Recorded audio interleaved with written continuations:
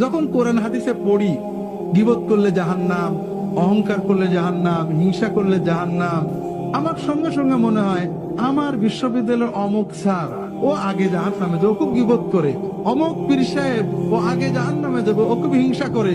অমুক মাওলানা সাহেব ওর খুব লোভ, ও সবার আগে জাহান্নামে যাবে। কিন্তু আমি আব্দুল্লাহ জাহাঙ্গীরের জাহান্নামে যাবো আমার একবার মনে হয় না।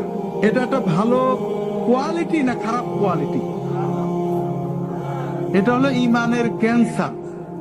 মুমিন অন্যের গুনার চিন্তা করবে না, অন্যের গুনার চিন্তা করেছেন তো মরেছেন।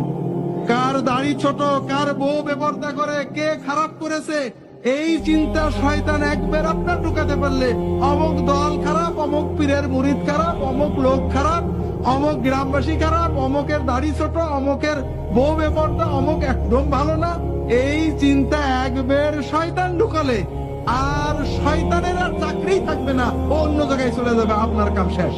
কারণ আপনি অন্যের গুনার বিচার করতে গেলে নিজের গুনাহগুলো আর মনে পড়বে না, নিজেকে খুব ভালো মনে হবে। কথা কি বুঝতে পেরেছেন? তাহলে তওবাও নসিব হবে না, আর আপনার অহংকার, গীবত আর আত্মগরিমার কারণে সব ধ্বংস হয়ে যাবে।